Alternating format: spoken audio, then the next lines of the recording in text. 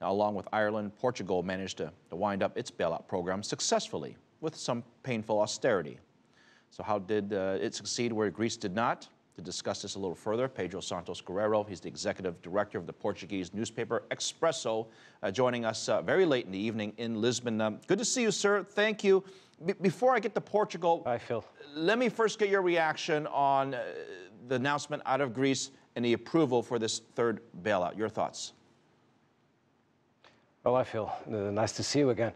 Well, our thoughts are, even if the agreement passes and the Parliament approves these austerity measures, the problem is that no one believes in the success of this program. Not even the Prime Minister believes in. So will it work? Well, probably not. The economy won't recover in Greece, and probably you will have deeper recession and more turmoil on the streets. But hold on, what's working? Isn't the whole purpose of the bailout is to prevent collapse, not necessarily to fix the economy in the long run? I mean, that is a great long-term goal, but right now the patient needs emergency help, and isn't this what this deal is going to provide Greece, at least in the short term?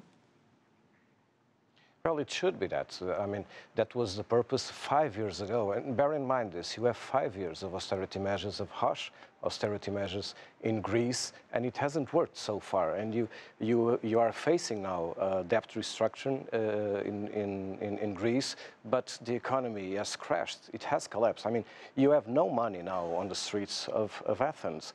And so I guess that you are lacking hope, trust, and people are really angry on the streets of Greece. To be fair, I remember when Portugal took its bailout, and I can name all these other countries, there were a lot of skeptical people out there who thought, well, would they really impose the austerity needed to get themselves out of it? And there were skeptics out there, right? In Portugal, yes, they did it, but it wasn't easy as well, right? What's the difference between Portugal and Greece then?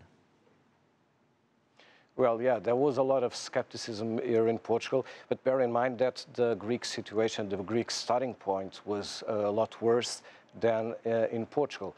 But unlike Greece, which was always rebel, the Portuguese government has implemented everything it was asked to do. I mean, we did things by the book, and this book was written by the IMF and the European Union. We have done everything we were asked to do. It was some kind of poster boy, if you will.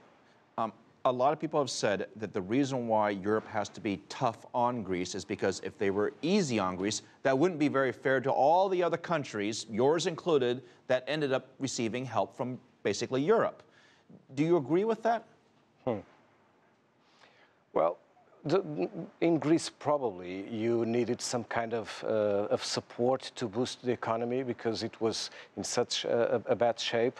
But now when you look at in the public opinions, you will find nothing but support here in Portugal towards the Greeks. But if you go to other countries, you won't find that support. And people are very resentful if you go to, I mean, if you speak to Germans or to Finns or to Estonians, you will find a lot of resentment because people, other countries are paying taxes to support Greece. I mean, just today, Mr. Paul Krugman wrote in the New York Times how many hate mail he's receiving from Germans against Greeks. If I asked the citizens of Portugal if they would accept austerity, I think the vast majority would probably say no. And therefore, it requires leadership, at least from the government, to overlook sort of the short-term pain to get to the long-term gain, if you will.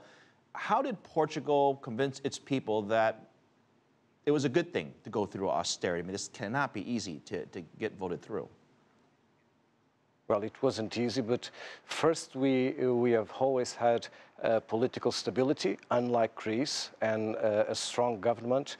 And besides, we have had some protests, but we never had any sort of violence on the streets. We were always very tolerant to the austerity. I mean, I think that the Portuguese people just needed to understand that the austerity was going to pay and that it was worthwhile to pay more taxes and to get the salaries cut and pensions cut because it was for a purpose, and the purpose was to get rid of the austerity program.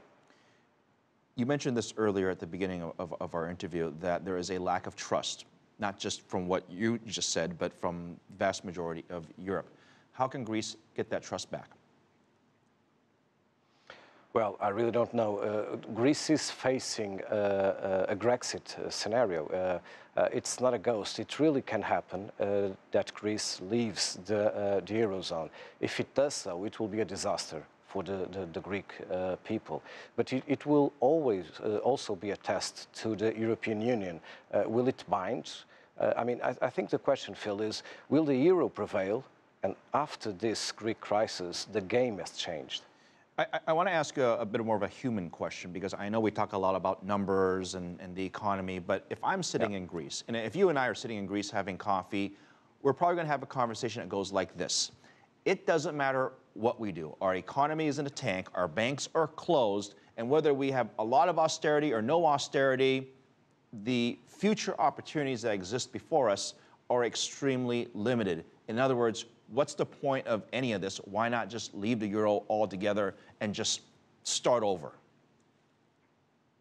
Yeah, I think you put it well, Phil. I think that the Greeks are really facing that kind of deadlock, because whatever they do, and they have done it, I mean, you can argue that the Greek government didn't implement the structural reforms, but people have lost their jobs. People have lost a lot of money.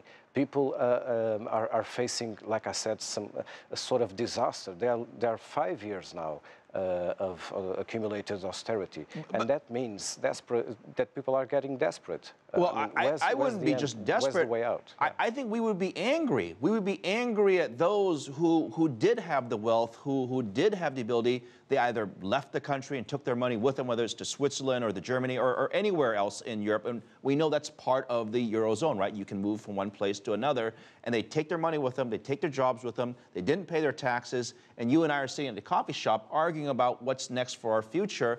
It has to be frustrating, especially for the youth in Greece, who probably, I'm sure they're very proud of their country, and they're thinking, well, what's the future look like for us? Yeah, I agree with you entirely. And probably that's why even the political system has collapsed. The major parties have just collapsed in Greece. And remember that when people turn on the TV and the Greeks watch what people are talking about them, what people are saying about them, they are saying they are lazy, they are saying that they don't know how to work, and they are being almost humiliated by some sectors of the European Union. So I guess we can understand that why people are so not only desperate, as you said, but mainly so angry, and that's why they are on the streets just today, just as we are speaking, with violence towards the Greek Parliament. Pedro Santos Guerreiro, Executive Director, Portuguese newspaper Expresso, one of my favorite countries. Lisbon, one of my favorite cities. Thank you for spending some time with us.